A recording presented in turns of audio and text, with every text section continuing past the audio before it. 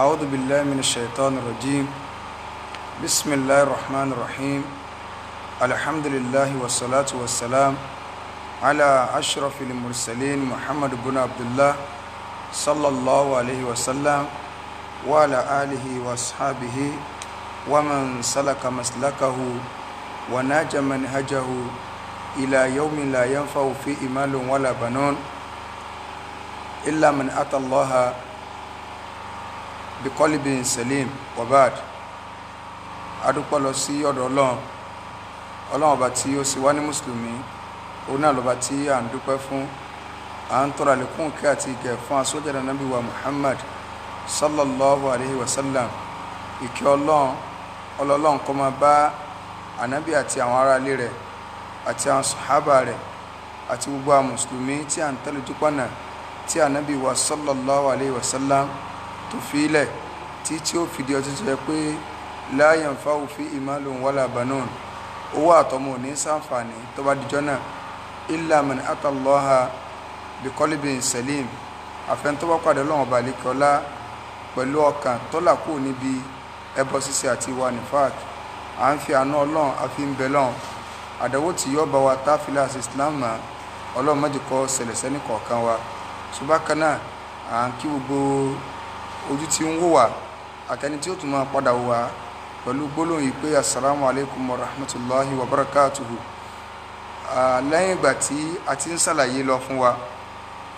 lórí àwọn ìrun àṣegbọ́rẹ́ tó jẹ́ yí pé ibi tí a dé òun náà ni ọ̀rọ̀ tahajjud àwọn nínú àwọn ìrun àṣegbọ́rẹ́ èyí tí à ń ṣàlàyé òun náà ni ọ̀rọ̀ atahajjud mímọ̀ ṣe náfìlà òru. So a ti sọ̀rọ̀ nípa rẹ̀ ní ọ̀sẹ̀ tó kọjá díẹ̀ tá ń ṣàlàyé fúnra wa lórí àwọn ẹ̀kọ́ èyí tí ó ṣe kí ni o tí ó so papọ̀ mọ́ ṣùgbọ́n pẹ̀lú ìyọ̀ǹda t'Ọlọ́run lónìí so a fẹ́ gbéyẹ̀wò torí pé àti ìparí ọ̀rọ̀ tahajjud ìjọ tí ẹ̀wà nẹ́ẹ̀sìn ká máa lọ sí tahajjud night so kálá fẹ́ lọ sí náfìlà so bóyá ẹ̀ẹ̀kan lọ́sẹ̀ ni tàbí ẹ̀ẹ̀kan lóṣù tàbí ẹ̀ẹ̀kan lọ́dún láti lè kórajọ lórí pé àwọn nǹkan kan ń bẹ tá a fẹ́ kí Ọlọ́run ọba àlékè ọlá ọba àlá kó bá ní yípadà kó nù gbèsè ayé wa ká wá lọ kórajọ lórí pápá kádá déètì fúnra wa láti dípò ká pàdé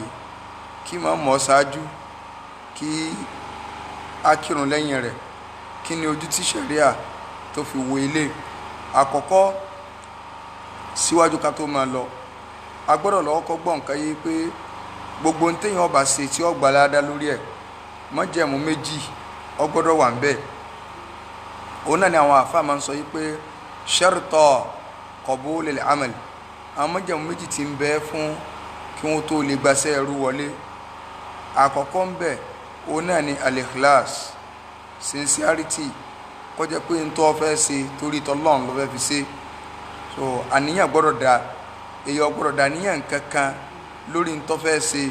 ju torí t'Ọlọ́run ọba àlékè ọlá subhanahu wa ta'ala lọ lápẹẹrẹ tí èèyàn bá láníyàn wípé òun fẹ́ ṣe sàárà ṣíṣe ó wà nínú ẹ̀sìn ṣùgbọ́n torí ń tọ́bi sàárà ni pé torí káwọn èèyàn ó lè bá àmọ́ yẹn pé lágbájá ẹ̀ ń náwó sójú ọ̀nà t'Ọlọ́run a rí i pé ń tọ́fẹ́ sí wà nínú ẹ̀sìn ṣùgbọ́n àníyàn yẹn kò ní jẹ́ ó lè rí ládàgbà àti ìdànù sẹ́lóṣe torí pé torí t'Ọlọ́run òun nìkan òun nìyẹn fi gbọ́dọ̀ ṣiṣẹ́ gbogbo sẹ́tà àbàgbà ládá lórí rẹ̀ Ọlọ́run ní wa ma umiru illa liya'budullah àpà àwọn ọmọ nìyẹn láṣẹ nǹkan kan ju pé kí wọ́n máa jọ́sìn fún mi Ọlọ́run mukhlisina lahud-din kí wọ́n ṣàfọ̀mọ́ ẹ̀sìn wọn fún mi Ọlọ́run kó jẹ́ pé torí t'Ọlọ́run nìkan òun ni wọ́n máa fi ṣe nǹkan tí wọ́n ṣe eléyìí jẹ́ májẹ̀mú àkọ́kọ́ májẹ̀mú ẹlẹ́ẹ̀kejì òun náà ni al-mutaba'a ǹjẹ́ ànábì wa sallallahu alayhi wa sallam ǹjọ́ ti ẹ̀ fọwọ́ sí nǹkan téèyàn fẹ́ ṣe ǹjẹ́ ń tá a fẹ́ ṣe ànábì ó rẹkọmẹ́ndì ẹ̀ fún wa àbọ̀ wà nínú ìlànà ànábì sallallahu alaihi wasallam tó ní ká ṣe kó tó di pa fi rí ojú rẹ̀ Allah subhanahu wa ta'ala. So májẹ̀mú méjèèjì gbọ́dọ̀ wà lára ṣẹ́ bá níyàn bá dáa tánàbí ọba ti fọwọ́ sí nǹkan àṣedànù sẹ́ni kọ́lọ́n balẹ̀kọ́lá kọ́mọ́jẹ̀ ká ṣe àṣedànù. kílẹ̀ rí wa anabi wa sallallahu alayhi wa sallam ọjọ́ kó yá pé man amila amalan laisa alayhi amruna fahuwa raddun. gbogbo ẹni tó bá iṣẹ́ kan tí èyí sípà wà lání kò ṣe tí ò sáṣẹ wa lórí rẹ̀ fahuwa raddun á dá padà fún síwájú rẹ̀ á ti iṣẹ́ yẹn padà sí àní gbà wọlé. So eléyìí jẹ́ wípé gbogbo iṣẹ́ téèyàn bá ti ṣe tí ó bá ti sí àṣẹ ànábì ń bẹ irú iṣẹ́ bẹ́ẹ̀ àṣedànù iṣẹ́ lásán ni wọn ò ní tẹ́wọ́ gbà lọ́wọ́ rẹ̀. So kọ́lọ́n balẹ̀kọ́lá kọ́mọ́jẹ̀ kásà ṣedànù iṣẹ́. ọ̀rọ̀ tahajud á gbé wa padà sórí ń tà ń sọ lọ níjẹjọ kó tó di pé a wà mú ọ̀rọ̀ wá lórí pé sáà tí ẹ̀ lè kóra jọ lórí àṣenáfìlà lóru àbá àlè ṣenáfìlà lóru tí a bá gbàgbé nínú àwọn àdáàb tí àwọn àfáà tí wọ́n fún kìyàmù lẹ́yìn àwọn àdáàbù kìyàmù lẹ́yìn tí a kà fún wa níjẹjọ àwọn ẹ̀kọ́ yìí àwọn ẹ̀kọ́ yáyì ọ̀pọ̀ ṣùgbọ́n a ti ka bí 4 àbí 5 fún wa níjẹjọ káwa máa ká lọ kásáré ṣe revision díẹ̀. àkọ́kọ́ òun náà ni pé ẹni tí yóò ṣe kìyàmù lẹ́yìn làbúdà minal istidad bima yu'inuhu ala al-qiyam yóò múra lẹ̀ fún àwọn nǹkan tí yóò lè jẹ́ kó lè dúró lóru láti fi ṣe náfìlà àṣàlẹ̀ ayé lè fún wa níjẹjọ lápẹẹrẹ bíi kó tètè máa jẹun kó tètè sùn kọjá pé yóò ti jẹun before Maghrib kó sì tètè kíni o kó tètè sùn àtàwọn nǹkan tí a tún ṣàlàyé. ẹlẹ́ẹ̀kejì òun náà ni pé kọ́dà nìyẹn ìgbà tó bá fẹ́ sùn wípé òun ó jí lóru la fi sọ fún ayé pé àníyàn tó dà yẹn tí ó bá tiẹ̀ padà jí mọ́ lóru irú ẹni bẹ́ẹ̀ wọ́n kọ́ láadáa wípé ó ṣe tahajud ó ṣe fún oorun tó sùn náfìlà lásán ni a ṣàlàyé ilé ní ìjẹjọ. bákan náà ẹlẹ́ẹ̀kẹta òun náà ni pé kó sùn ala tahara an yanama ala udu'in ay ala taharatin tamma kó sì kí ni o kó sùn lórí pé yóò wà ní mara yóò sàlùwàlá kó tó di pé yóò sùn. bákan náà ẹlẹ́ẹ̀kẹrin òun náà ni pé an yanama ala shiqqi al-ayman tó bá fẹ́ sùn kó rí pé ẹ̀gbẹ́ ọ̀tún òun ló ń fi lílẹ̀ àti sàlàyé ilé náà ní ìjẹjọ. tó bá wá sùn lọ́tàn o kò sẹ́gbẹ̀ẹ́ ibi tí kò lè ṣe kí ni o tí kò lè fi lílẹ̀. ẹlẹ́ẹ̀karùn-ún òun náà ni pé wa in khafa alla yastaqira lil qiyam aw tara qabla an yanam tí ó bá wá ń bẹ̀rù yìí pé òun ò ní jí fún tahajjud lóru kíró ẹni bẹ́ẹ̀ kó ti yá ṣe wítìrì rẹ̀ síwájú kó tó di pé kí ni o yóò sùn àtàlàyé ilé náà ní ìjẹjọ. So ẹlẹ́ẹ̀kẹfà òun náà ni pé an yadhkurallahu ta'ala inda naumihi tó bá fẹ́ sùn lálẹ́ ìsìláàmù kọ́ wa pé kó ṣàdúà so kó ṣàdúà kó tó di pé yóò sùn kó láwọ sí kò ní kejì ayatul kursi yìí àti gbogbo àwọn nǹkan tí ìsìláàmù ní kí a máa ṣe nínú àdúà eléyìí náà máa ń jẹ́ nǹkan tí yóò ràn yàn lọ́wọ́ lórí àti lè dìde ní òru. ẹlẹ́ẹ̀keje òun náà ni pé an yamsaha an-nawma an wajhihi idha istayqadha wa yadhkuru Allaha wa yatawadda òun náà ni pé tó bá kọ́ jí kó fọ́ wọ́ oorun kó lójú rẹ̀ báyìí so kó wá rántí Ọlọ́run lẹ́yìn ìgbà náà kó wá ṣe àlùwàlá láfi fún wa ní àdúrà tánàbí wa sallallahu alaihi wasallam tó sọ fún wa yìí pé man ta'arra min nawmihi ẹnikẹ́ni tó bá nípa báyìí tó jí lójú oorun òru rẹ̀ ànábì ni tó wá sọ wípé la ilaha illallah wahdahu la sharika lah lahul mulku wa lahul hamdu wa huwa ala kulli shay'in qadir so lahul mulku wa huwa la ilaha illallah wahdahu la sharika lah lahul mulku wa lahul hamdu wa huwa ala kulli shay'in qadir tó sọ àdúrà tó wá sọ wípé alhamdulillah wa subhanallah wa la ilaha illallah wallahu akbar wala hawla wala quwwata illa billah ànábì ní tó bá sọ àwọn nǹkan so lẹ́yìn ìgbà náà tó wá sọ pé allahumma gfirli ìwọ Ọlọ́run forí jì mí àódà á àwọn bá tiẹ̀ ṣàdúrà so ànábì ní irú àdúrà tó ṣeun ustujiba lah ọlọ́run ọba stamp àdúrà lẹ́yìn ìgbà náà fa in tawadda'a ànábì ní tó bá sàlùwàlà wa salla tó wá kírun qubilat salatuhu ìrun tó kí wọ́n gbà no doubting wọ́n sì kí ni o wọ́n gbàrún yẹn lọ́wọ́ rẹ̀ so àtàìmọye àwọn ẹ̀rí mi nínú ẹ̀rí òun náà ni pé àbí nínú àwọn nǹkan tó jẹ́ adab tó jẹ́ ẹlẹ́ẹ̀kẹjọ òun náà ni pé an yastamila siwak ẹni tí ó fẹ́ ṣe tahajjud tó bá ti jí yẹn kó ṣe kí ni o kórun pákó so kórun pákó ó dà pé ibi tá a ti fẹ́ gbé ní òní náà yóò rùn pákó àwọn ìta sọ síwájú yìí àti sọlọ ní ìjẹjọ ṣùgbọ́n kálíbà àsopọ̀ à ń bọ̀ ń bi àwọn ẹ̀kọ́ ni o láàfin wá wò pé sí nínú ẹ̀kọ́ òun náà ni ká kóra wa lọ pápá ká kóra wa sínú mọ́sálásí lẹ́ẹ̀kan lóṣù ẹ̀ẹ̀kan lọ́sẹ̀ ẹ̀ẹ̀kan lọ́dún occasionally kálá fẹ́ lọ sí tahajjud ìjẹ́lẹ̀ tí ẹ wà nínú ẹ̀sìn àwọn àdáàbò là ń mú wáyé tá a sì ń fi ẹ̀rí tì so nínú rẹ̀ àwọn àfáà ní an yastaftaha qiyamahu bi rak'atayn khafifatayn tó bá fẹ́ kírun tahajjud ó kọ́kọ́ sí náfìlà rákà méjì tí ó wà slight so àbí light one jẹ́ tí ó ní jẹ́ yí pé náfìlà tí ó gùn so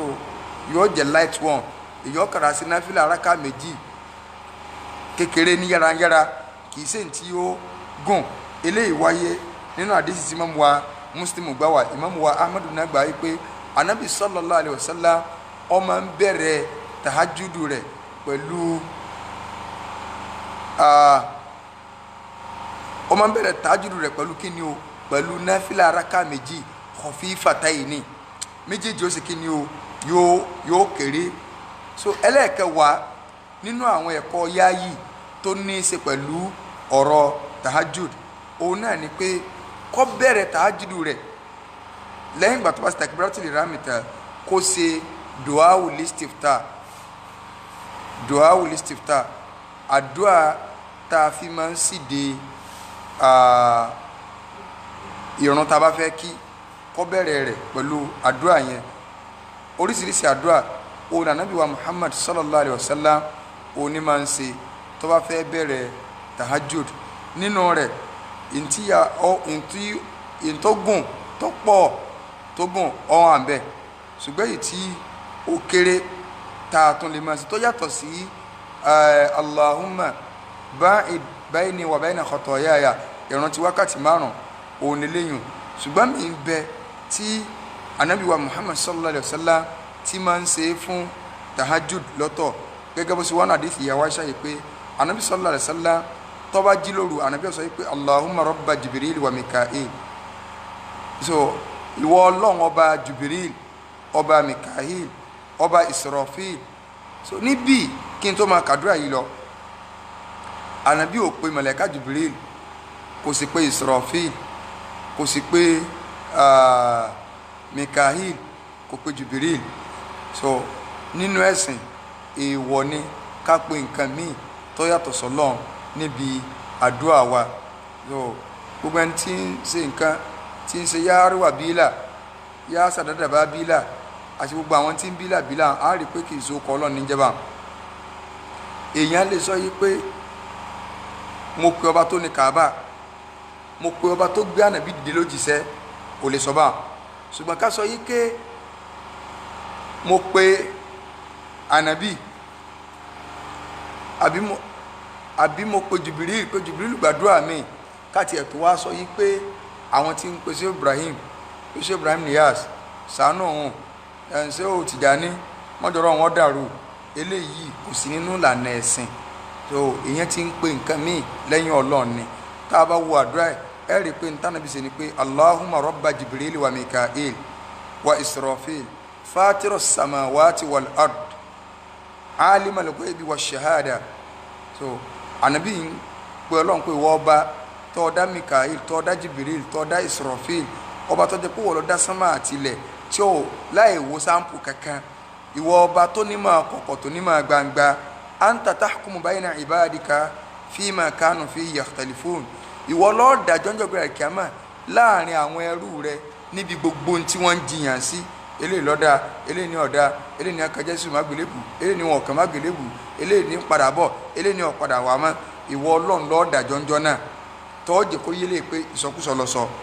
ìwọ bẹ́ẹ̀ ìwàkuwà ló wù ànábì ọ̀wà tẹ̀síwájú pé ihdini lima ikhtalifa fihi minal haqqi bi idnik ìwọ ọlọ́run fi ọ̀nà mẹ́mí níbi gbogbo tí kálukú yapa ẹnu sí wọn èyí tí yóò jódodo ń bẹ pẹ̀lú ìyọ̀ǹda àwọ̀ ọlọ́run òun ni kí o fi ọ̀nà mẹ́mí so ànábì máa ń ṣe àdúrà pé innaka tahdi man tasha'u ila siratin mustaqim torí pé ìwọ ọlọ́run nìkan ló lè fi ọ̀nà kòǹgẹ́mọ̀yàn débi ọ̀nà tọ̀tọ̀ téèyàn ń lọ so alihidaya hidayatan hidaya méjì ní bẹ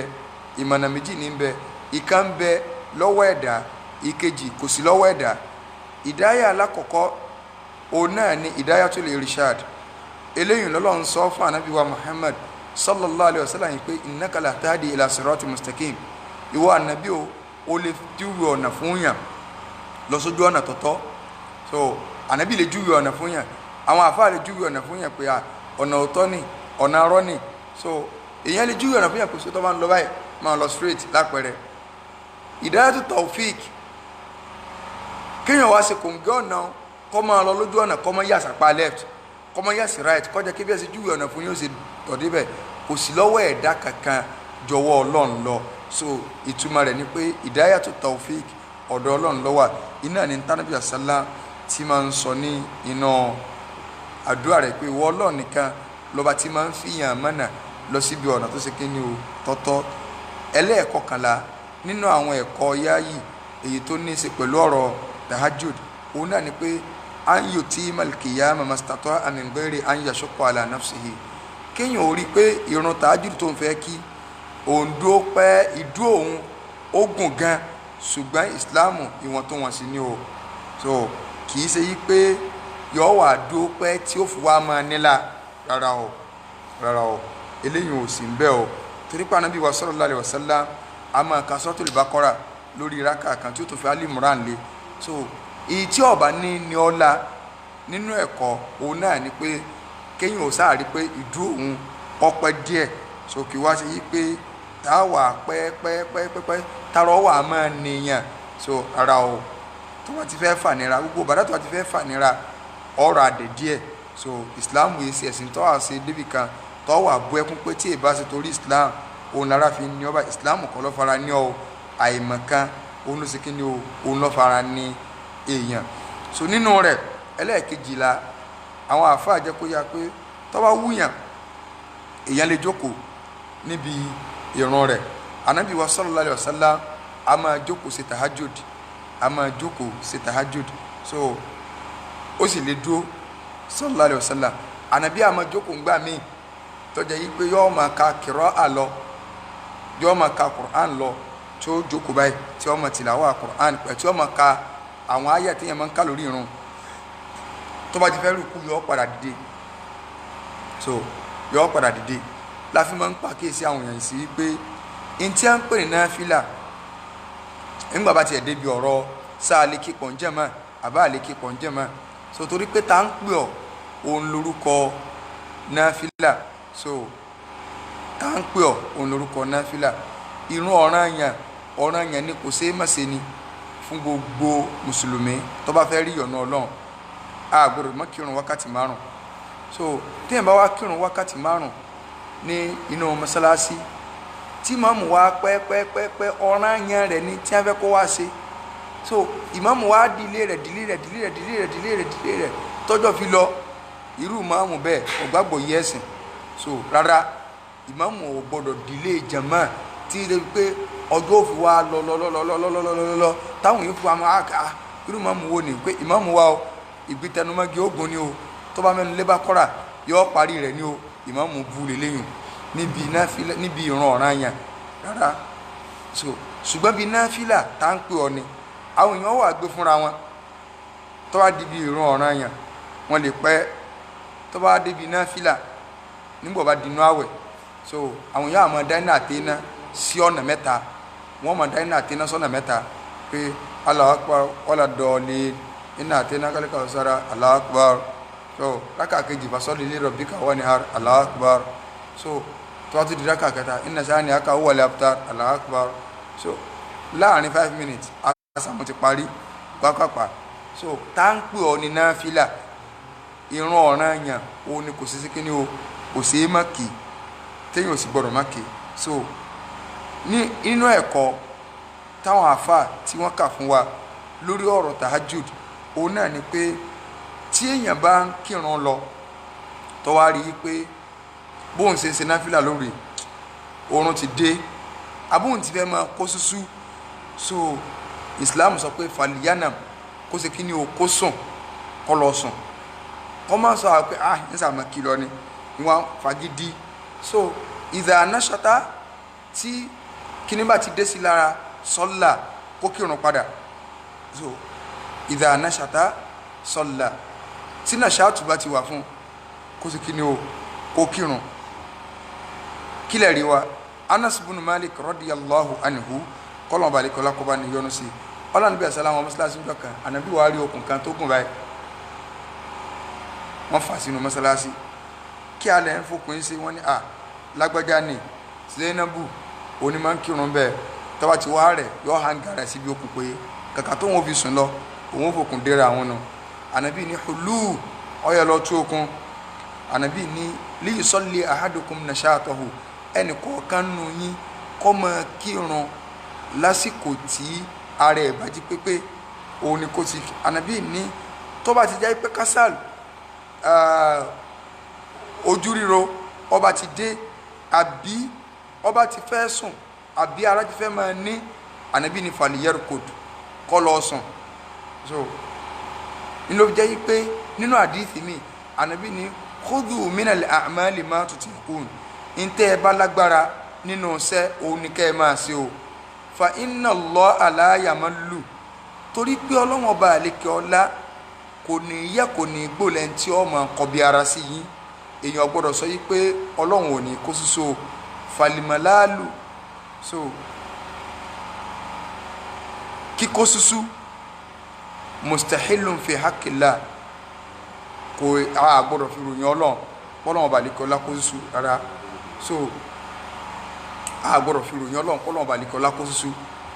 èèwọ̀ ni so ànábì ni ọlọ́run ọba àlekè ọlá ò ní yẹ kò ní gbó lẹ́yìn tí ọ máa kọbi ara sí yín hátà tàmálù tí tẹ̀yìn ó fi kó sísú ti yín tábà tí ń sú yín ọlọ́run náà pa yín ti sẹ́gbẹ́ kan ó fi hàn pé ntẹ́ ẹ bá lè ṣe pẹ̀lú nashat oníkẹ́sí kí ni o oníkẹ́ ẹ máa ṣe so tí ó bá ti di pé sísú bá ti ń wà pẹ̀lú yín so ànábì ní kẹ́sí kí ni o ẹ fi yàn lẹ̀ ntẹ́ ẹ bá lágbára àti lè fi nashat ṣe oníkẹ́sí kí ni o oníkẹ́ ẹ ṣe so eléyìí jẹ́ kó yà pé èyí fagídí fọ́ọ̀sì rẹ̀ pé ìgbìtanumọ́gbé ogun ni mi ò ń sá parí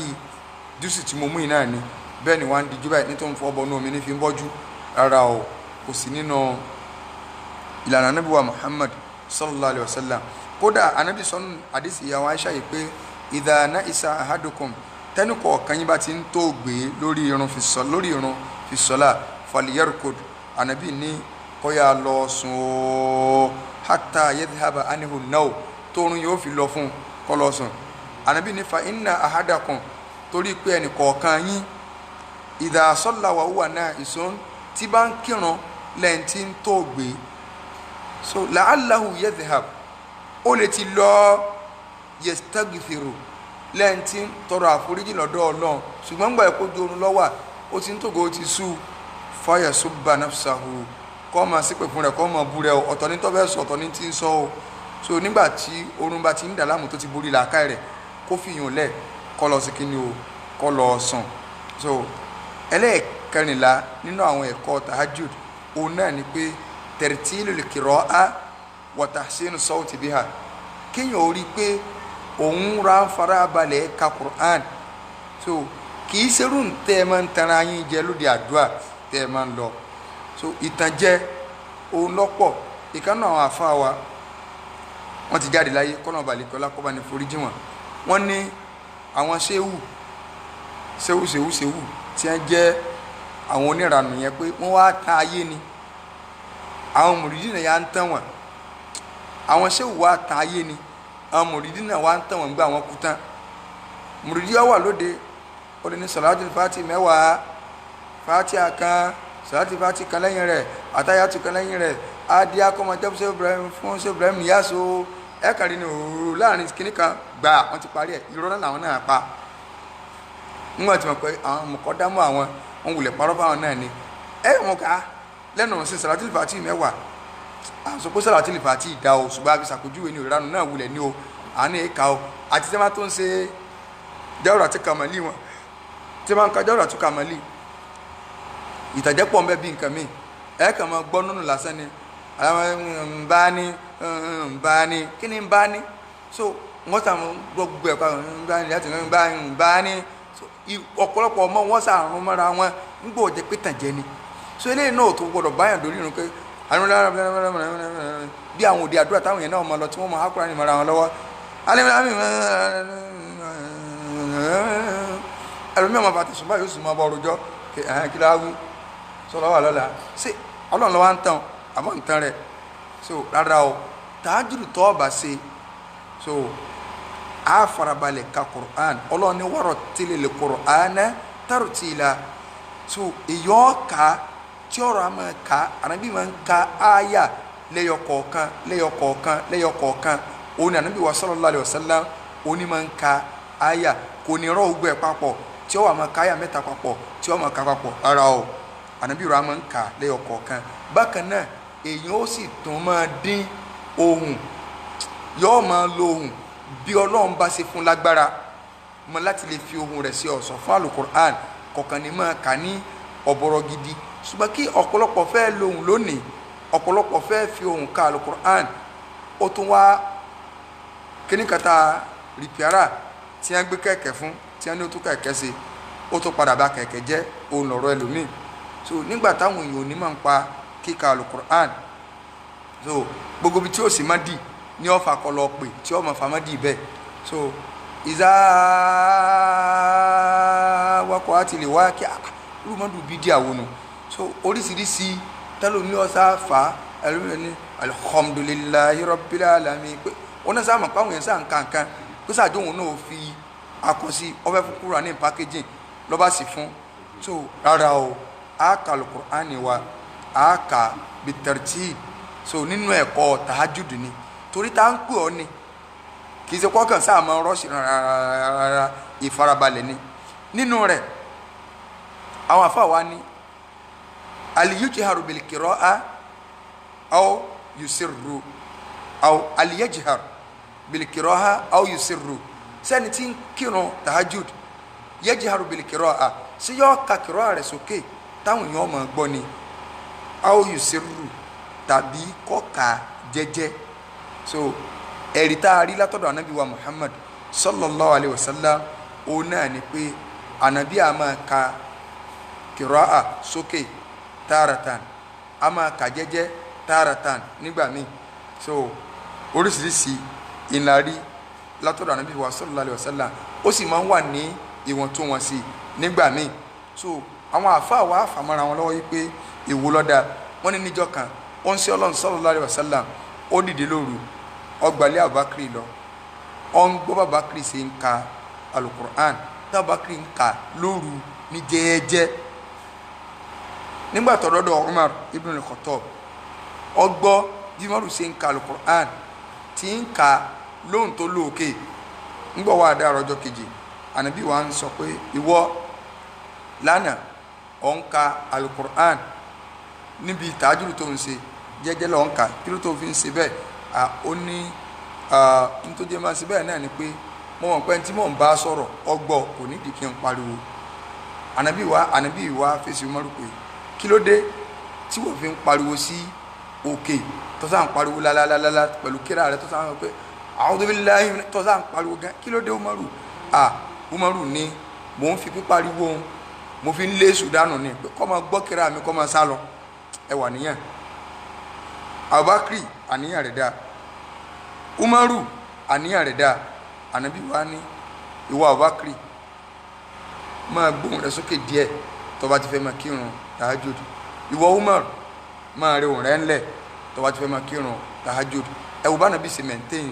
balance in tó wá parí rẹ̀ lábala abẹ yẹn ni pé ìmáàmù wa Nawawi aleyhi rahmatulahi rahmatan wasi'a wọ́n ní tá a bá wo gbogbo ẹ̀rí tá a rí tí ń sọ̀rọ̀ nípa kíkírun ká kí ó sókè ni àbí ká kí ó jẹ́jẹ́ ni a rí wípé ọlá tí ń bẹ fún aládìsí tí ń sọ nípa pé ká gbóhùn sókè ọlọ́lá aládìsí sọ pé ká kà jẹ́jẹ́ ọlọ́lá bàbá wa ní tá a bá wá fẹ́ ṣe jámù láàrin méjèèjì a rí pé ká kà jẹ́jẹ́ àtìlẹ́rì méjèèjì pé àdìsí méjèèjì o ṣùgbọ́n ká kà jẹ́jẹ́ eléyàn ó gbéyàn jìnnà sí rìyà sí àrími torí pọ́ bẹ́ẹ̀ tàájú gbogbo ilé lọ́fẹ̀ẹ́ dàrú tán bí ṣe ń gbégbá ké ẹ gbọ́ mi bí mo ṣe ń gbàgé lóru bàtà fẹ́ yẹn náà fìlànà àbí lọ́wọ́ bẹ̀rẹ̀ nílé kẹta wa ń gbọ́ pé ìmáàmù ti jí rárá tó ó súnmọ́ kéèyàn ó sì kí ni o kéèyàn ó jìnnà sí rìyà téèyàn bá lè máa kàgbé ẹ jẹ́jẹ́ pàtàkì jùlọ fẹ́ni tó bá ń bẹ̀rù rìyà sí àrími kódà èèyàn lè máa kírun tí ẹni tí ń bẹ̀lẹ́gbẹ̀ẹ́ yẹn tí ó sùn tó ò ní fi tẹ tó bá ti mọ̀ pé kọ́ ọ ká kí ó sókè yóò dìstọ́pù ẹlòmíì tó wà lẹ́gbẹ̀ẹ́ rẹ láti jí pẹ̀lú tó ń bí sí pẹ̀lú mọ́ka kí ó sókè kọ́ ọ mọ́ka sókè òun ló sì kí ni o òun lọ́dà jù tó bá ti mọ̀ pé yóò dìstọ́pù ẹni tí ń bẹ lẹ́gbẹ̀ẹ́ rẹ pẹ̀lú kíka kí ó sókè rẹ so mọ́ wulẹ̀ ká sókè ilé ní táwọn àfa ẹ̀sìn tí wọ́n sì kí ni o tí wọ́n sọ fún wa so nínú rẹ̀ òun náà ni pé ẹ̀kọ́ ẹlẹ́ẹ̀kẹ́dógún number 15 òun ni tàdábùlẹ̀ ayat téèyàn bá ń ka àyà tí ń ṣe tahajjud wọ́n fẹ́ ká máa ronú sí àwọn àyà bá a ṣe ń kà ká máa fọlọ́run wá sọ láàyè ibi tọ́lọ́run bá ti ní ká wá sọ ká máa ṣe àfọ̀mọ́ níbi kìrọ́ àwa ká sì sunkún níbi tí ìbẹ̀rù ọlọ́run bá ti gbé wa láwọn ẹkún kọ̀rọ̀ tí ó wà bainaka wa baina rabbika láàrin wa àtọ́lọ́run nìkan so anabi wa sallallahu alaihi wasallam nínú àdísì abudari ló ń kírun lẹ́yìn anabi sallallahu pé anabi ń kírun jọ kan so nígbà òdi bí àyà in tu'adhibuhum fa innahum ibaduk wa in taghfir lahum fa innaka antal azizul hakim tí ọlọ́run sọ nínú sọ́tún Maida bọ́ ọba fi ànábì Ìsá ní lọ́lọ́run sọ̀rọ̀ rẹ̀ pé tó wá jókòó ẹ̀kẹ́ àmọ́ tí ọmọ wínú pé wọ́lọ́run àwọn tí wọ́n ya tọ́ọ̀gì yìí tó ọba fìyà jẹ wọ́n ẹrú rẹ ni bó sì kẹ́ wọn ẹrú rẹ ni ìwọ́lọ́ abalagbára ọba olùdájọ́ ọmọ bó ìsọ̀rọ̀ wọn so ànábì wọn ń pààrà ayá wọn ó fi hàn pé pípààrà rẹ̀ ti ń pààrà rẹ̀ so pípààrà rẹ̀ ti ń pààrà rẹ̀ ń ronú sí ayá wọn èèyàn máa fọkàn bá ìtumọ̀ lọ bí èèyàn bá sì ń kà so níjọ́ kan ìmáàmù ní haram à ń wo ìmáàmù kírun ìwà ń káyà wa yuhadhdhirukumullahu nafsa wọ́n ń tàn para ayà wọ́n ń para ayà wọn ò lè ká lọ mọ́ pẹ̀lú ẹkún níbi tọ́lọ́run ti sọ yí pé èmi Ọlọ́run mo sì ń kìlọ̀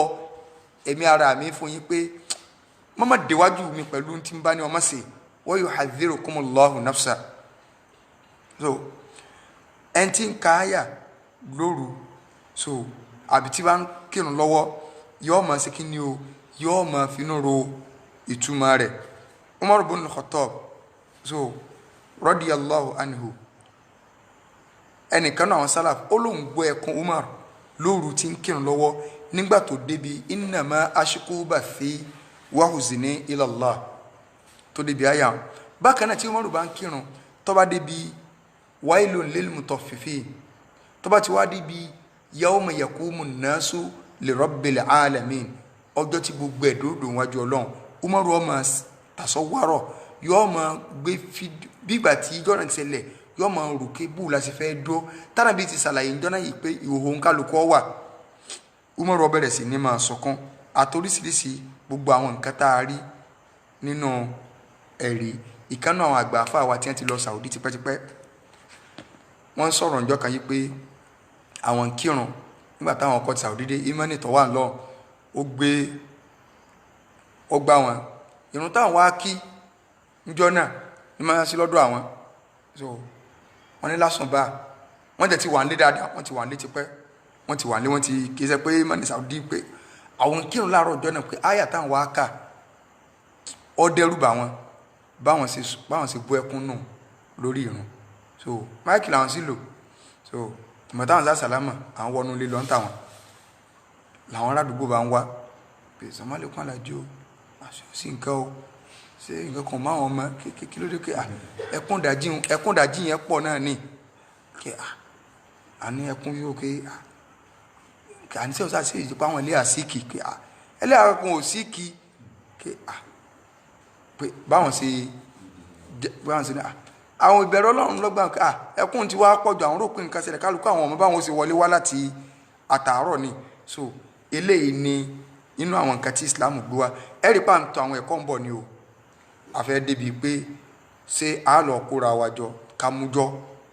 torí pé ẹ̀kọ́ táwọn àfáà tó kalẹ̀ fún tahajjud ni tí wọ́n tó kalẹ̀ fún kíyàmù láìlì ni a sọ fún wa pé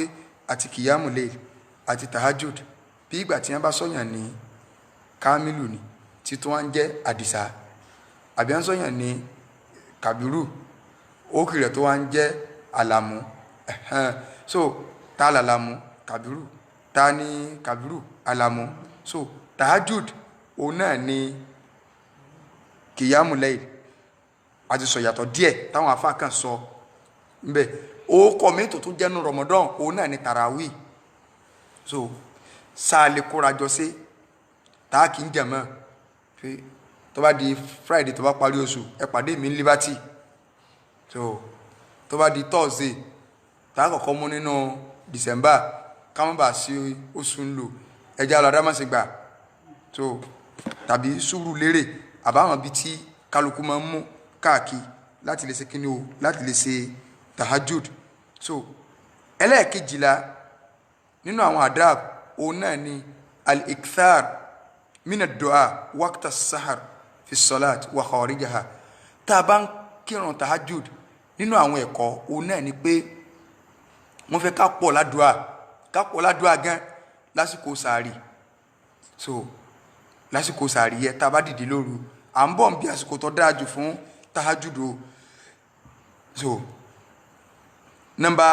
17 òun náà ni pé wọ́n fẹ́ fún wa wọ́n fẹ́ ní òkè sọ̀rọ̀ yẹn o kéèyàn ò jí ara lé tá a bá rí i pé kò ní ní wọn la tíṣẹ́ wọn jọ mọ́ kájọ ṣe tahajjud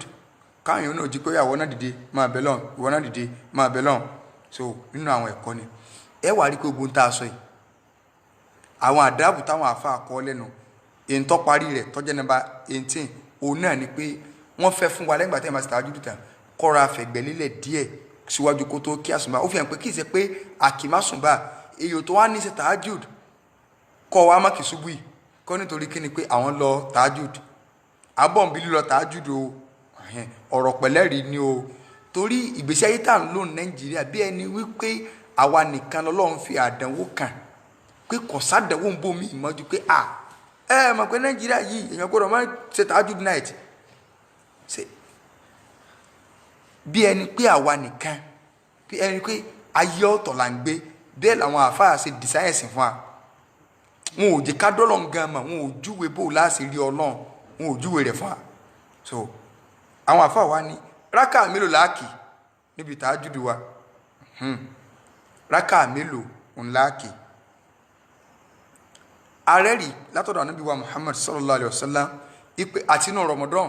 àtìgbà tí èsì gba Ramadan Ànábì èkejì rákà mọ́kànlá mẹ́tàlá lọ mọ́kànlá mẹ́tàlá Ànábì èkejì lọ so ẹ̀rí wà lórí eléyìn ṣùgbọ́n Ànábì èkejì rákà mọ́kànlá mẹ́tàlá yìí lọ ṣé àwa náà a ní kíjúye rákà yẹn lọ àbí a kíjúye rẹ̀ lọ náà ṣé a kíjúye rákà yẹn lọ àbá ní kíjú lọ eléyìí máa ń fa wàhálà lọ́dọ̀ àwọn ọ̀dọ́ kódà ẹlòmíì ọ̀fẹ́ lè sára wọn ládàá pé kíní wọ́n ti sọ pé àtinú Ramadan àtìgbà tí èsì gba Ramadan wọ́n ní ọ̀gbọ́dọ̀ kíjú rákà kíní kan lọ bídíà ní kákí kọjá kíní kan kì í ṣe bídíà o tó bá wù ọ́ o lè kí 20 raka tó bá wù ọ́ o lè kí 40 raka tó bá wù ọ́ o lè kí 2 raka ní ibi tahajjud kí lè rí wa ẹ̀rí wa náà ní pé àwọn àáfàá jẹ́ kó yá pé fílù ànábì ni ànábì èkì jù lọ sallallahu alaihi wasallam ṣùgbọ́n kí ìṣe pọ́pàṣẹ rẹ̀ kò ṣe kọ̀ fún wa mujarradu fílù ànábì ordinary iṣẹ́ tànàbí bá sì ṣe kò tí ì tọ́ka lérí pé ọ̀ranyàn ni àfi tó bá jẹ́ kó fi ṣàlàyé nǹkan àwa ń bọ̀ ànábì wa sallallahu alaihi wasallam tàhájúdù fún ànábì ọ̀ranyàn ni kì í ṣe nọ́mbà fẹ́ bẹ́ẹ̀ nọ́mbà túláàsì ni ṣùgbọ́n fún gbogbo àwa àlùmọ́ rẹ̀ nọ́mbà fẹ́ bẹ́ẹ̀ ni péyàn bá mọ̀ pé nǹkan léwu yóò dìde lóru so kódà àwọn àfáà jẹ́ kó yá yí pé kìyàmù layl inda shada'id kéèyàn máa dìde lóru nígbà tí nǹkan bá le instead tí wọ́n fi ń gbóògùn lé ọ lọ́wọ́ tí wọ́n ní káwọn èèyàn kan lọ́ máa rà gbalẹ̀ so ṣéwù kan ní tó ń lo kóòdù eléyàn ìrántí ó kọ rẹ̀ mọ́ o so wọ́n lọ́wọ́ à ń lọrin kóòdù eléyàn náà pé káwọn èèyàn máa lọ rà gbalẹ̀ kí wọ́n lọ rà gbalẹ̀ wá o so òun bá wọn ṣàdúrà sí tí wọ́n wá lọ fi gbánu lé wọn so yọ gba gbogbo òsì kó ń bẹ̀ so tí nǹkan bá le fún yàn dìde lóru àwọn sọ̀hábà wọ́n nígbà táwọn ń jagun Bádírì ànábì wa sallallahu alaihi wasallam gbogbo àwọn làwọn sùn ànábì nìkan ni ò sùn tí bẹ̀rẹ̀ sí ní bẹ́lọ́n tó fi di àsùnbà àwọn tàbí ó ti rẹ̀ wọ́n ṣùgbọ́n ànábì mọ́ ti ń lé pé wọ́n lọ́n àwọn tí mo kó wáyé wọ́n pọ̀ bí wọ́n bá ilé kú táwọn ọ̀tàwọn ènìyàn wa kò sẹ́ni tí ó pè ọmọ lórílẹ̀ o ànábì dìde lóru ká lè bá wọn pé táájúdù fànàbì ọ̀ranyàn ni in tó bá sì jọ́ranyàn yóò ní iye òǹkà ń gbà àrùn àsùnbà jọ́ranyàn olóǹkà zúrì jọ́ranyàn olóǹkà ṣùgbọ́n tó bá jẹ́ náfìlà so tàtàwá ni iye tó bá wù ọ́ ni ó ṣe ṣùgbọ́n tá a níbẹ̀ ní májẹ̀mú ni pé èyí tó bá wà pé ó ṣe tí ara rẹ̀ ó jí pépé tó ní máa kó súsú ń bẹ̀ ó ní ìsìláàmù ní ká ṣe àkọ́kọ́ nù ẹlẹ́ẹ̀kejì a tún rí nínú àwọn sálàf Uthman ibn Affan àrípẹ́ráká méjì ni máa ń ṣe lẹ́nu alẹ́ sàárọ̀ ẹ̀rí ń bẹ yóò kì ní sùn Qur'an níraka àkọ́kọ́ ìdajì Qur'an níraka kejì so a sì tún rí ẹ̀rí wípé Umar ibn al-Khattab radiyallahu anhu kọ́nà balikọ́lá kọ́ba ni yọ́nú sí nígbà tó dáyé Umar ká lọ sí bí ọ̀rọ̀ Umar Ànábì wa sallallahu alaihi wasallam abiyani Umar ó káwọn èèyàn jọ tí wọ́n kí 20 raka láyé rẹ̀ ẹ̀rí wà nínú Sunan Abu Dawud tàbá lọ wọnú Musannaf Abdurrazak ó wà ń bẹ ṣé tí Umar wá ṣe bídíà ni rárá o èyí ṣe bídíà iye tó bá wù kálukú amẹ́n tó bá fẹ́ dúró ti Sunan Nabi tẹ pátápátá ń tá a máa sọnù tó fẹ́ wù kí bá Nabi ṣe gẹ́lẹ́ mo sì fẹ́ ṣe lórí títí raka nítorí pé ó tú wàhálẹ̀ ń bẹ o lè kí 11 o sì lè máa kí 13 ṣùgbọ́n ò tún lè sí bá Nabi ṣe pátápátá torí pé dúró rẹ àti dúró Nabi gbọ́dọ̀ jọ papọ̀ kọ̀ọ̀rán tí o bóòlù Nabi ṣe máa ń pẹ́ níbi tahajjud káwá kó ń bẹ̀rùn sáà wá lè kóra wájọ kálá fẹ́ sí tahajjud sáà lè ọkọ̀ kí ń jẹ̀mọ́ a lè kí tahajjud wa àbí kí yàmù layli wa a lè kí ń jẹ̀mọ́ o ká má sì gbọ́ yé o ṣùgbọ́n kò lẹ́tọ̀ọ́ nínú ẹ̀sìn ká dájọ́ pa afẹ́ kóra wájọ láti lè kí ní jẹ̀mọ́ ọ̀rẹ́ tí ó ti pẹ̀ka báyìí sáà lè kí tahajjud wa ní jẹ̀mọ́ ká ní afẹ́ kí papọ̀ ń jẹ̀mọ́ a lè kí ń jẹ̀mọ́ a sì lè kí ń jẹ̀mọ́ a lè kí ń jẹ̀mọ́ tó wà jẹ́ wípé unplanned for a ní plan fún nǹkan kankan jọ kó gbogbo wájọ àwa lókìṣẹ́ kan gbogbo àwájọ sàn àwa dìde lóru eléyàn dìde ẹjẹ́ akípapọ̀ ń jẹ̀mọ́ irú ẹ̀sẹ̀lẹ̀ sáwọn sàbẹ́ abúlẹ́bùn náà bá ti lọ sọ̀dọ̀ ànàbírì tọ́lá ànàbí tó dìde lóru ó sì jọyìn rẹ̀ kì í ṣe pànàbí lọ dá déètì fún pé máa bọ̀ wá sọ́dọ̀ mi salawatullahi wa salamu alayhi so ìmúdẹ́tì pé ẹyẹ èèyàn báyìí ẹ wá níjọ báyìí wallahi bídíà ni kò sínú téèyàn fi mọ́ wojú rí Ọlọ́run torí pé àgbọ̀pá nàbí sọ yìí pé lágbájá kọ́ wá pàdé mi tàbẹ́dọ̀ kódà nàbí ìdáta ajúdù rẹ̀ ṣe lọ́tọ̀ ìyàwó ẹ̀sọ́ òsì sùn kò tún ní jí pé àníṣe ó dìde ni salawatullahi wa salamu alayhi so torí kìí ṣe tàájúdù nìkan náà ànàbí àmọ́ kírun gbà míì níjọ́ kan ní masjid Bani Muawiya ọ̀nà àpá ànàbí lọ́bẹ̀ níjọ́ náà àdúgbò kan ni ànàbí wà wọnú mọ́sálásí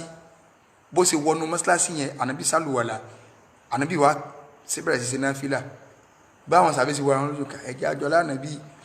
ànàbí nìkan ní dáhùn ẹ̀ kí wọ́n kàtó lẹ́yìn rẹ̀ ni so ànàbí kírun táǹtì ẹ̀ ìwọ̀n ọwá sàdúà so ọpẹ́ nígbàtí ó kàwọ́ kalẹ̀ ojú rẹ̀ pọ́n kí ló dé ń ṣe Ọlọ́run ànàbí ní mo béèrè nǹkan mẹ́ta lọ́dọ̀ Ọlọ́run Ọlọ́run wá fún mi méjì ńbẹ̀ so àwọn sàbí wọn wojú ara kẹ 2/3 náà àdúrà náà gbà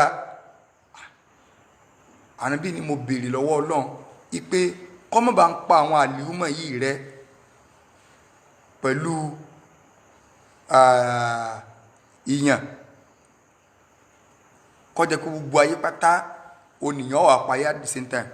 bí yẹn bá mú ìlú kan kò ní mú ìlú kan tó bá mú bì kan kò ní mú bì kan kì í jẹ́ kó gbọ́n ni wọ́n wà parí tó wà payé rẹ pẹ̀lú mọ́ sì pa wọ́n rẹ pẹ̀lú omi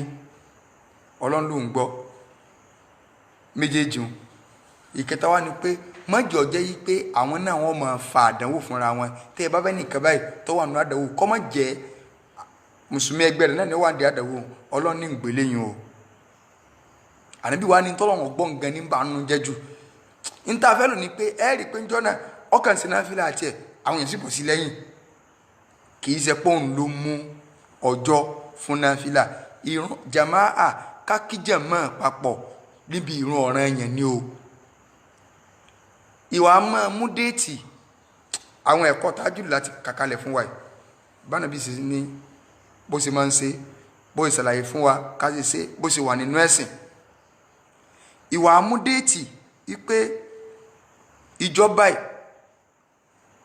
kápàdé lọ́ndì wà á ní tájùlù kan bí díà ni lè ra àfáàrí kankan bẹ́ẹ̀ wàláhì azim àfáàrí kankan lè bá ń bẹ̀ mo fọba tẹ́lẹ̀ ń bẹ lọ́wọ́ rẹ̀ búra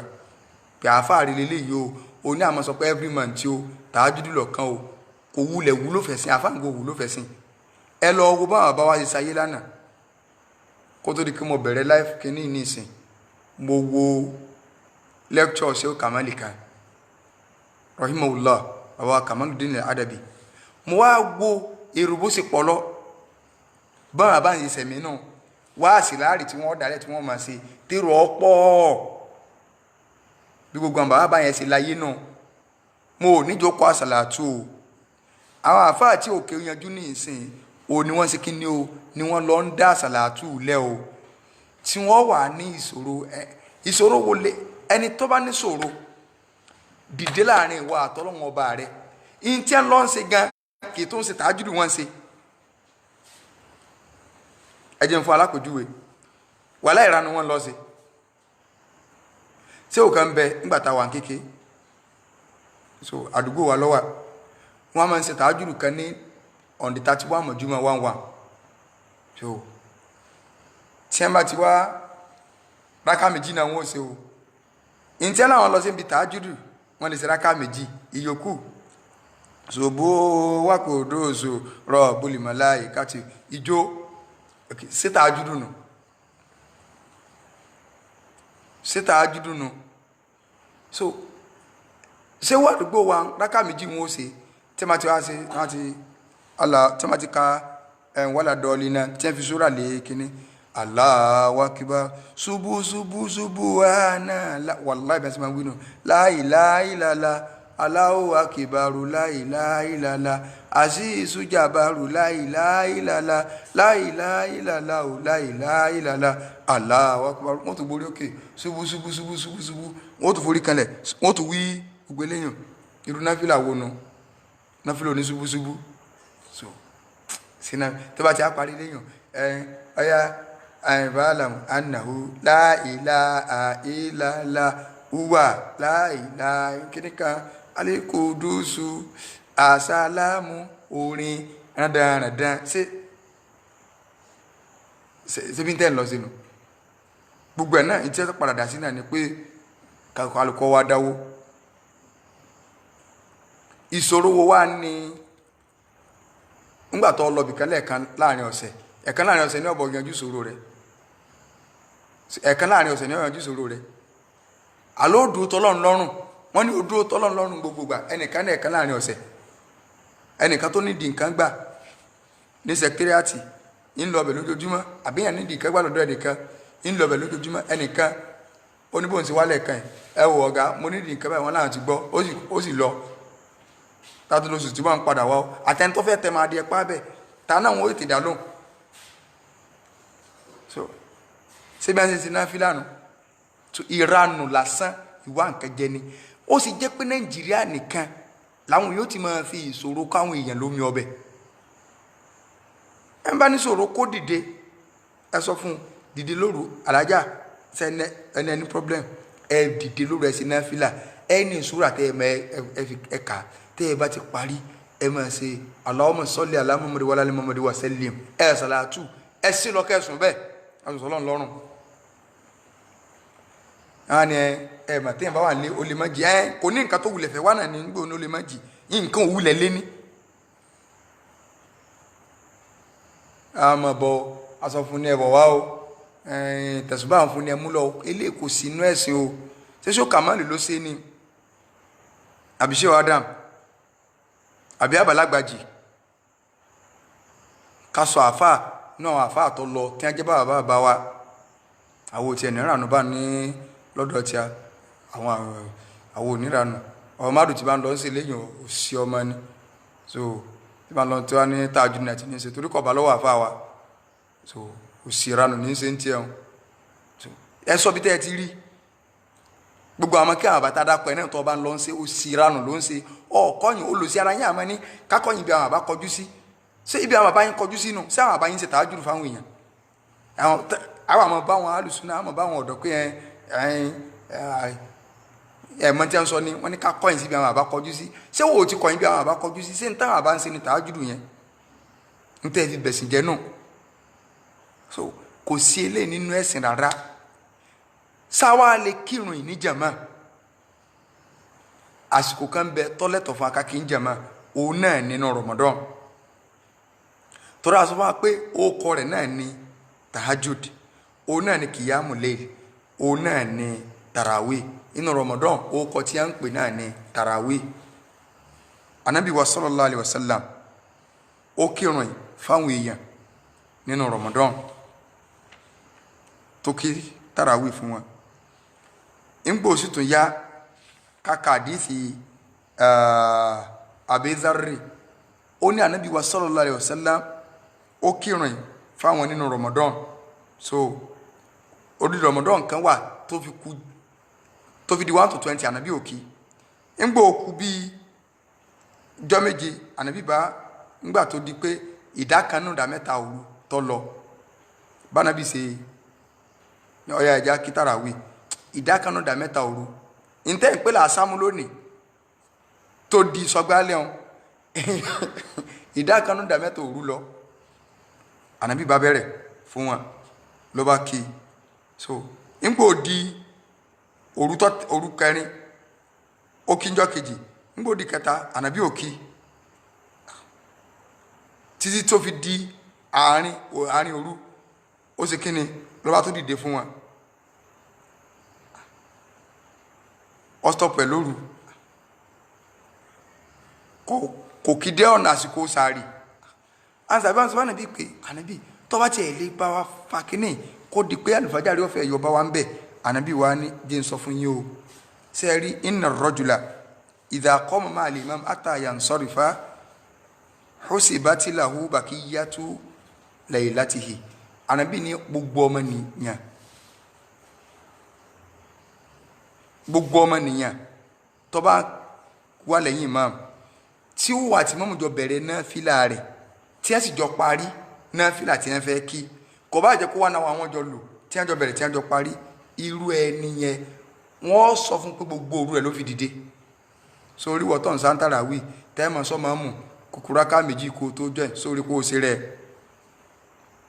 ànábì ní kódà kọ́sá aago mẹ́wàá lẹ parí bá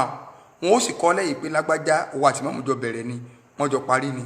odidi òru ni wọ́n fi kírun kì í ṣe kó dìgbà téèyàn bá fi gbogbo òru dìde ẹ̀rì pa sọ́nìsìn ó ní wọ́n mú wá ànábì kí lásìkò kan nígbà orí pé àsìkò díẹ̀ ti lọ nínú alẹ́ kì í ṣe pé mùdọ̀ wá ṣàràbẹ́sẹ̀ kí ṣàìtàn gbogbo nǹkan la yọ̀ lẹ́sí nílẹ̀ Yorùbá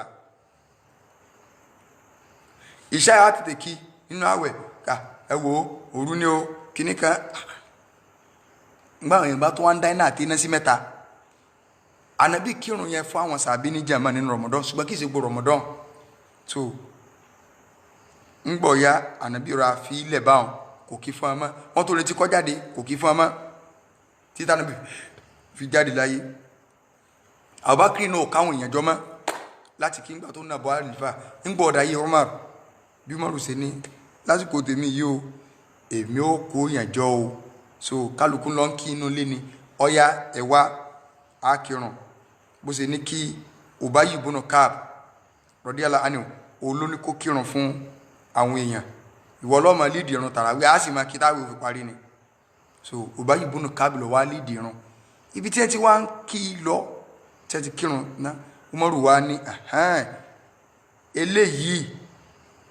bídíà tó dáa òun lélẹ̀ tí ẹ máa níyàn dá àdàdálẹ̀ ibẹ̀ làwọn kan tí a sọ̀rọ̀ pé Umaru gan sọ pé bídíà kan dáa ṣé ẹ̀mọ̀ tí wọ́n ti ń pè ní bídíà lóga ni Umaru lò ó torí kì í ṣe pé wọn ò ti ṣeré ànábì kiri o sallallahu alaihi wasallam ó nípìlẹ̀ nínú ẹ̀sìn o eléyìí nípìlẹ̀ nínú ẹ̀sìn o èyí tí wọ́n ń ṣe só nípìlẹ̀ sọjọ́ tànàbí ní ẹ̀yin sàbí ẹ pàdé mi mọ́sálásí káwá kírun tahajjud tó bá di Friday tó parí oṣù ẹ pàdé mi tó bá di kíní kan ẹ pàdé mi rárá o Umaru ló wá káwọn èèyàn jọ wọ́n sì fi kírun salawatullahi wa salamu alayhi ohun àbí radiyallahu anhu kọlọ̀bàlẹ̀ kọlọ́kọba ni yọ́nú sí Umar ibn al-Khattab so nínú Ramadan ẹnìkan wá ní nínú béèrè tẹ́nìkan kan sójú screen ni pé kí ni ìyàtọ̀ tí ń bẹ láàrin kìyàmù layl àti tahajjud ìyàtọ̀ díẹ̀ ń bẹ ń bẹ a sọ fún wa pé orúkọ náà ní change ṣùgbọ́n ìyàtọ̀ díẹ̀ ń bẹ ń bẹ ìyàtọ̀ tí mẹ́mẹ́ ni pé gbogbo òrùn tá a bá ti ń kí lẹ́yìn ìṣáì tí ó fi di kálùfàjárì ò tó yọ kìyàmù layl ni ṣùgbọ́n tahajjud gbogbo òrùn tá a bá ń kí lẹ́yìn ìgbà tá a ti sùn tá a wá jí òun ni tahajjud ìyàtọ̀ díẹ̀ táwọn afáàfi gbé tí wọ́n fi yàtọ̀ rẹ̀ náà nù ajá yí pé gbogbo tahajjud kìyàmù layl ni kullu tahajjudin kìyàmù layl ṣùgbọ́n kì í ṣe gbogbo kìyàmù layl ni tahajjud gbogbo tahajjud pátá kìyàmù layl ni ṣùgbọ́n kì í ṣe gbogbo kìyàmù layl ní tahajjud so jama'a ẹ má jẹ́ atanra wa jẹ kò sẹ́rí ìmọ̀ lọ àsàlátù káàkiri mọ́ wá lọ jókòó tahajjud kan káwá ní káwọn èèyàn wá ẹ̀rọ mi inú àgè ẹ̀rọ mi sínú kíní bọ́ǹfìtà so kálukú gbé lọ́wọ́ ara o gbogbo eléyìí ò sí inú ẹ̀sìn o kìyàmù layli wa kálukú ní ó kí o kálukú ó kí kọ́bọ́lọ́hún rẹ̀ sọ̀rọ̀ inú Ramadan a kóra wa jọ kì í sì ṣe sọgbálẹ̀ so tá ń pè ọ ni a bá ti kí ṣàìtàn ọ̀pọ̀lọpọ̀ àwọn ibi tí máa ń lọ́nà ọ̀pọ̀lọpọ̀ àwọn tí wọ́n láwọn ń lọ tahajjud lọ́dọ̀ ti sì wá bá a sì máa ń kí tàràwí so àwọn yàrá kan bẹ ládùúgbò yìí tí wọ́n máa ń lọ tahajjud tá a sọ fún tí wọ́n náà máa ń lọ kìyàmù layl àwọn násọ àti kọ̀ríbù nǹkan káàkiri wọn ok so ìgbà tí mi kọ́kọ́ kó ládùúgbò yìí wọ́n ìwà mọ́sálásí dáadáa o àwa fẹ́ kírun ní bá yadé nígbà nínú Ramadan so nígbà wọn dé kí ó sí òsì wọ́n ń retí pákírun ìdáhùn mo kí ṣàìtàn mo sáà dorí kodò báyìí wọ́n ní sáà ní kásámù ni àmú ní èmi kásámù alágo 8 tí a fẹ́ kásámù ẹ padà wá lẹ́yìn aago kan òru àwa àtàwọn ọmọ kí ó làwọn jọ kírun iye rákàtà bá lè kí áàkì before sàárì kálukú sì máa lọlé inú Ramadan ọlọ́mọ ń seke so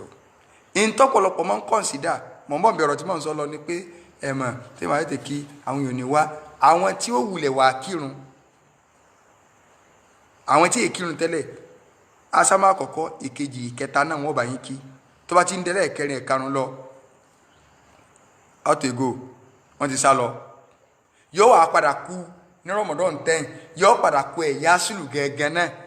nípìnlẹ̀ àwọn tẹ́lẹ̀ consider tẹ́ fi ń sáré kí sọ gbálẹ̀ wọn àbáyín káwẹ̀ parí wọn àkí 30 days ìyẹn jẹ́ number 1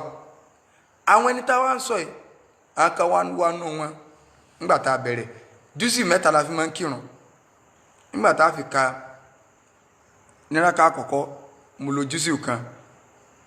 ọ̀pọ̀lọpọ̀ tẹ́ náà ń lọ tàájúdù wọn ò wà lẹ́lẹ́kejì mọ́ kálukú ń kọ́mpléènì pẹ́sẹ̀ ńlá ọmọ ní kí lá lọ sí tọ́jú àwọn ní èsì rẹ̀ làwọn ń ṣe mo ní ìranù lẹ́sẹ̀ sójú pẹ́sì tàájúdù ṣebí náfìlà tó bá ti ọlẹ́fẹ́ kó yẹn jọ ẹjẹ́ wọn sì di kìdá náfìlà àwọn àmọ́ lọlé ẹ̀ tó gbà pàdùn àwọn ò lè gbà á bí àní ó tó jẹ́ wọn sì kìdá náfìlà o kó tó jẹ́ wọn mọ́ lọlé o àníṣe ń tàn fáwọn ni pé wọn ò wúlẹ̀ lọ́wọ́ sí ìjọsìn ibi tí ẹ ń ṣe ìranù ni àfáàfẹ́ gbowó ni kò rí nǹkan tí ó jẹ ni torí yín làwọn fi ń ṣe kinní kan irọ́ ni ẹni tó bá ní kí ẹ sọ fún ẹ lọ máa kírun yín ẹni tó lóun ọmọ fáti ànábì sọ nǹkan tí ó máa wí fún salawatullahi wa salamu alayhi lọ máa kírun ẹ máa sọ báyìí tó lóun ọ̀ lè dá fáti àkà ànábì ní lọ́mọ ntànàbí máa ń ṣe rán ẹ nírí kó ní káwọn èèyàn gbé sòrò wá tọ́bọ̀ wá bá tí wọ́n bá bá nàbí máa sọ báyìí máa ṣe báyìí àwọn ẹ mọ̀ káyé tá a wẹ̀ àwọn èèyàn ò ní ṣe kíní kan wọ́n bìlífù ókè wọn ò ní ṣe wọn ò ní ṣe òun náà lè fi gbégbé kú gbèlè lọ́wọ́ ṣé ọ̀rọ̀ yìí ni wọ́n ti wá ṣe nǹkan àárín ọ̀sẹ̀ kan ókè ìjọ mẹ́fà yòókù kún fi máa ṣe ránù àbí sójoojúmọ́ wọn mọ̀ wá ó sì nítorí Ọlọ́run fi ń ṣe kọ̀ẹ́kọ́ tẹ́wọ́ gbó lọ́wọ́ wọn kò gbowó kò gbòbí àfowó ọ̀pẹ owó ọ̀pẹ ńkọ́ ó ní àwọn egbò ń bẹ̀bọ̀ tí kálukọ́ kàn sọ owó ọ̀pẹ ńgbọ́ ọ̀bá yá bí àwọn kan tó gọ̀dẹ̀ àwọn kan bá dà àwọn ní ẹ̀dáwó kànga tí wọ́n gbá kànga fún séwù àtọ́lọ́run ti ya kànga sí mímọ́ wọ́n tó wá ń ra omi inú rẹ̀ wọ́n tó wá ń jà sí dòrò tó wá ti pandoro kan báyìí tó kọ́ sínú kẹ́gì yé báyìí lọ́sàn-án àwọn náà wọ́n jọ gbẹ́wò kànga wọn náà ti ya kànga sí mímọ́ so gbogbo ilé kò sí lára ẹ̀sìn so ẹ má jẹ́ wọn ó dúdú ojú wa kò sí ṣòro tá a lè ní táwọn sàbí ò ti nírú ẹ̀ ṣáájú ara ni wọ́n jẹ kókó tó ń ti bẹ́ẹ̀ wọn ò lọ kóra jọ síwájú ànàbí kálukú ń dápọ̀ lọ́wọ́n ọba rẹ̀ inú Ramadan kakura wa jọ kákítàrà wí kámásìkò tí a bá rí wípé kò ní pa àwọn jẹ̀mọ́ wa náà la torí pa kọ́nsìdá àṣẹ tí wọ́n ó ṣe ṣùgbọ́n kí tá a bá ní pé ká kítàrà wí wa tá a bá rí pé ká gbé sóòrù kódà tó pẹ̀lú àwọn tá a jọ ń ṣe oníṣẹ́ ìjọba ni wọ́n so a gbé sásìkò tó yẹ ká gbé sí 1 hour 1.5 hours ọ̀dà kódà bó ṣe ká pín jù sí ìkan kọjá pé péjì kọ̀ọ̀kan ni máàmù ó bá àwọn ọmọ lórí gbé kúrà nílọ alẹ́ ẹ̀fẹ́ fi yùn náà sọmọ́ lọ kí wá jẹ pé gbogbo ẹ̀ mo dé àmàta ni Allahu Akbar so aláwọn yẹn ń dáná àtẹ́ná sí mẹ́ta iná àtẹ́ná so ẹ jẹ́ ká bẹ̀rù Ọlọ́run ká sì má fi ọ̀nà àtijẹ àti mu kọ́ mọ́ jẹ́ pẹ́sìn náà láàfin máa parọ́ fáwọn èèyàn so ẹjọ́ nítorí tọ́lọ́n kò sí tí ń jẹ́ tahajjud night o ẹ̀nà fílà òru àtúnyàn ẹ̀nà láti lè kọ́ dírí dé gbogbo àwọn nǹkan tẹ́ fi máwọn èèyàn sáàsà bí òṣèré láti lè kọ́ dírí ṣé bí wọ́n ṣe ní wọ́n wà nù sí ẹ̀mọ déètì tẹ́ fi fáwọn èèyàn déètì láti lè kọ́ dírí ànábì gan ọ̀sọ́ déètì pé ìjọba ẹ̀ wá kóra jọ ọmọ sí lọ́dọ̀ mi èyí ti máa ń tànà bí ọmọ Friday tó parí oṣù tọ́sí ọ̀sẹ̀ àkọ́kọ́ ẹ wá ju àwọn kiri yóò tán ìlànà Christian lẹ́wà ń lò ẹ̀wá ni ọmọ ní àmọ́sàdúrà sí èpè làwa wá ń sẹ́ a ní ẹjúwe àwọn èèyàn sọba tó dáa pé Ọlọ́run lòun fẹ́ rí wọ gangan dàrẹ́ tí sí wọ gangan ọ̀dá ni tẹ́fí ń lọ ò lè bọ́lọ̀ sọ̀rọ̀ wọ́n àmọ́ kóòdì ajá wọn farawé ọkàn kùtù ẹ̀ dànù sígbà kálukú ọba kú náà ni ó kù sígbà tẹ́tí wà lọ àṣàlá tó ti á dáa fún ọjà tí ọ̀lọ́lọ́ bùkátà rẹ̀ ti bí yájú tẹ́ntí ọ̀lọ́lọ́ tó ń ti bí ẹ̀ sí làṣàlá tútù náà ọ̀pọ̀lọpọ̀ yín náà ni ọmọ fàtí àká lásàlá tún fámẹ́tò afẹ́lómi sẹ́nà náà ẹ̀ ń bá tún jáàbù wọn sí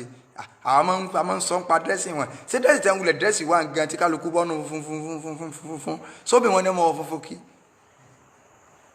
ṣe bí ibi tẹ́ ẹ ti bẹ̀rẹ̀ náà nu àyín náà lẹ bẹ̀ ẹ̀sìn jẹ̀dí bí ẹ bàdé òun ibi ó bẹ̀rẹ̀ náà ni máa rọ mi wá ẹ máa gbé kíní kan lọ ń gbọ̀ ya àwọn obìnrin náà ń gbaṣẹ́ ó kó lọ ọkùnrin nìkan gbà sẹ́yìn ọkùnrin kan lẹ́yìn àwọn fi ṣéwù jẹun ni ẹjọ́ náà òdì sí ya kálukú tó dákẹ́ ẹ̀ sọ̀rọ̀ lórí rẹ o wọ́n pọ̀ búkú lọ́nà àdúgbò tiwa táwa ń gbé kódà wàláì wọ́n tó ń kọ́sẹ́ rẹ̀ níbi oṣù bíi mélòó kan sẹ́yìn nìkan lọ́mú àwọn àdúgbò ní sọ pé àwọn fẹ́ lọ bí mọ́mí lágbájá wọ́n ń ṣe fírídọ́ọ̀mù sí ya lónìí wallahi ilẹ̀ àsìn wọ́n ń ṣe fírídọ́ọ̀mù sí ya ládùúgbò wa pé wọ́n lọ kọ́ iṣẹ́ sí àwọn gòrí òkè pé wọ́n á ń ṣe fírídọ́ọ̀mù nígbà ọ̀yá lẹ́mí náà ń gbé yín níbo lẹ ti rí rí tá a lẹ́mí gbé wájú ṣé Kamal tá a lẹ́mí gbé wájú ṣé Adam tá a lẹ́mí gbé wájú gbọ́n bàbá wọn nítorí òjì mọ́dá kàfá àjá ni pé àwọn ò ní ẹlẹ́mìí lọ́dọ̀ wa tá a lẹ́mí gbé níwájú babalágbàjì ńgbò olóbìnrin dìbà wọn tá a lẹ́mí gbé wájú bàbá máàdù tá a lẹ́mí gbé wájú bàbá báàkì ṣé bí wọn bàbá bá wà nù ńgbọ̀ ọ̀yá nìsín àná ń takandu ńgbọ̀ ọ̀yá wọn ń la lóore ṣé bí ó sì bẹ̀rẹ̀ náà nù kálukú sì dákẹ́ ẹ dákun ẹjẹ́ abẹ́rù Ọlọ́run àwọn ìyàwó ṣé á ní bọ̀ ọ̀nà àkóónú aṣọ wáìtì obìnrin tó jẹ́ tá ń bẹ̀ kí ló sì fà máa stọ́dì tàdúgbò mo padà sí wá sí káàkiri ọ̀run rẹ pé wọ́n rà ń pé àwọn obìnrin tí wọ́n wà ládùúgbò wa yìí wọ́n dá wọn lókòwò òkòwò ń run wọn ò mọ̀kòwò ṣe wọ́n á wò kúṣẹ́ wo ni ò nídìí òkòwò nú káwọn kan ti mọ̀ wò wọ́n rà ń pèsè sí àìní àwọn èèyàn sàmúwò wá so nítorí wàá pọ̀nù tó lùbàdàn pa ṣe ha wọ́n tún ṣe fírídọ́ọ̀mù so ibi tààjúrì nǹkan kan náà bẹ̀rẹ̀ nígbà táwọn èèyàn sì dákẹ́ náà ni ẹ dákun kò sí gbogbo ilé nínú ẹ̀sìn ẹ jẹ́ abẹ́rù jọ́tà bọ̀ lọ́hùn pàdé so kọ́nà balẹ̀kẹ́ lọ́kọ́sàn ẹnì kọ̀ọ̀kan wa èyí tá a gbọ́ ọlọ́mọsí ń balẹ̀jọ́ aburú fún wa àfijọ́ kan so lọ́hùn bẹ́ lọ́hùn àdánwò tí yọ ọba wa táàfì kọ̀yìn sí súnà nàbí ọlọ́mọdé ọ̀sẹ̀lẹ̀sẹ̀ ní kọ̀ọ̀kan wa gbogbo ojú tí ń wò wá pátá ojú náà ọlọ́mọdé kọ̀ fọ́ ọlọ́mọkọ́sàn ẹnì kọ̀ọ̀kan wa etí tí ń gbọ́ wa ọlọ́mọdé kò di o wọlé àjọ kan oṣù rẹ wọlé agbóhùn la ilaha illallah ẹni tó bá ní béèrè ó lè pèsè orí nọ́mbà tí a sọ yẹn lẹ́yìn ètò bójà kí lórí ètò náà lọ́ba fẹ́ pèsè tá à ń sí lọ́ àgbè so kọ́lọ́n balẹ̀ kọ́lá kọ́sàn ẹnì kọ̀ọ̀kan wa hada wa sallallahu ala sayyidina Muhammad wa ala alihi wa sahbihi ahyar wa sallama tasliman kathira subhanaka allahumma bihamdik ashhadu an la ilaha illa ant astaghfiruka wa atubu ilayk subhana rabbika rabbil izzati amma yasifun wa salamun ala al mursalin walhamdulillahi rabbil alamin.